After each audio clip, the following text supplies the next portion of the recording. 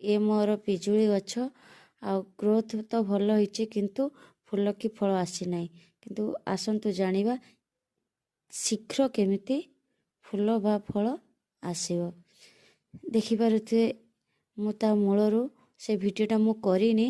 मूलरू किछि माटी बाहर कर देई मूल चारि पाखे भल से सफा करी माटी किछि रखी ता चारि पाखरे मु देइथिली गोबर खत, पुराणा गोबर खत, कंचा गोबर खत मिसेई प्लस आमर कदली पचि जाइथिला कदली चोपा सह कदली ताकू ता मूलरे देइथिली।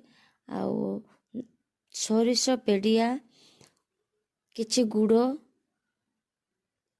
ताकू मु पचेई देइथिली पानी रे 6-7 दिन हबो। पचेई दे सारिला परे ताकू गछ मूलरे देई माटी देइछि। से तो निहाती फूल फल आसीबो जेहेतु सोरिष पेडिया गोबर खत पड़िछि। तापरे सांग माने आहरी गोटे काम अछि जे कामटे आमे देखि पारते गछटी तो बड़ हो जाइछि। आमे गछर किछि शाखा काटी देबा। किछि शाखा काटी देले गछटी नूतन डाल बाहर करिवो।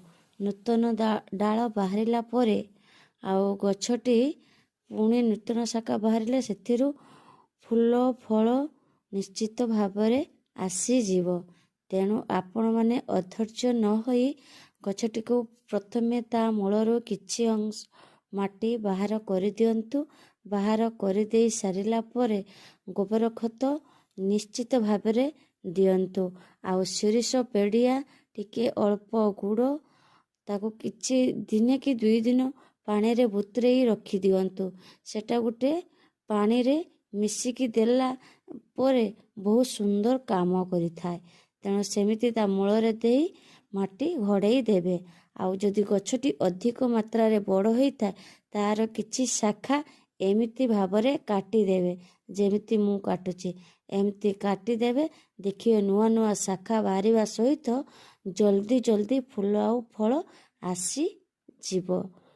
रहिली नमस्कार, जय जगन्नाथ। जदि मो भिडियोटी भल लागे लाइक